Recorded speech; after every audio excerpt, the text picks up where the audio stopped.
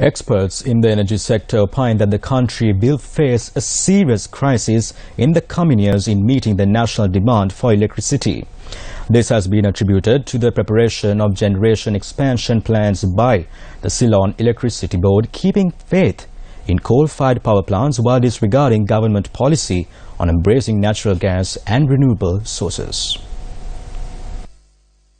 The CEB's generation expansion plan from 2013 to 2032 was submitted for the approval of the Public Utilities Commission of Sri Lanka in October last year. After studying the document and holding public consultations, the PUCSL decided that the plan could not be approved.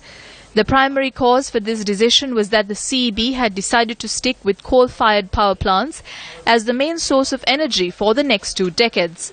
The CEB had proposed to construct 9 new coal-fired power plants to meet more than 70% of the national energy requirement. The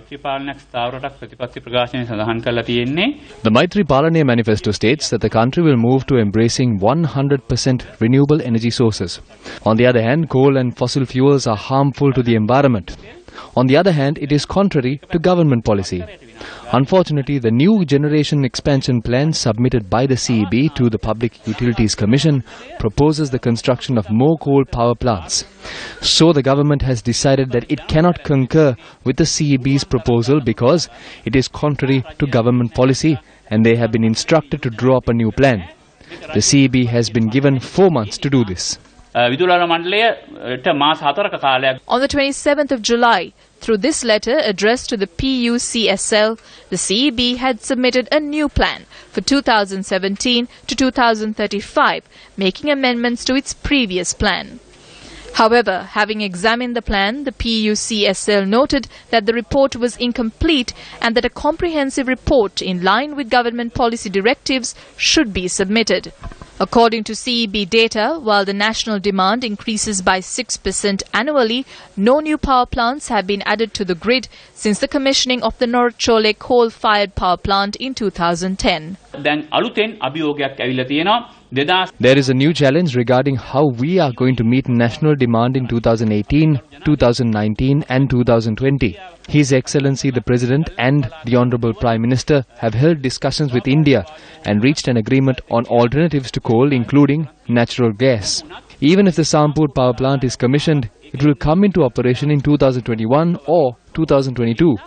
So there is no space at all for coal power plants to meet the increasing demand. We must meet the shortfall with alternatives.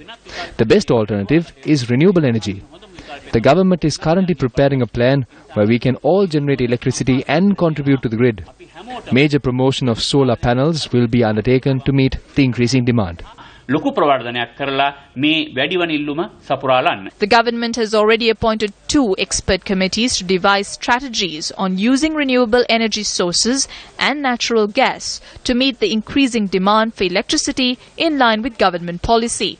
One of the committees, chaired by Professor Sirimal Aberatna, will study the increasing demand for electricity and the cost of switching to other energy sources and submit a report to the government.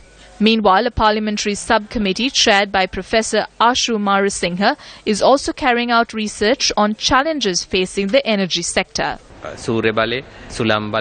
Since the whole world is highlighting the importance of power from renewable sources, we hope by 2030 that Sri Lanka too will use 100% energy from solar power, wind power, bioenergy and other renewable sources.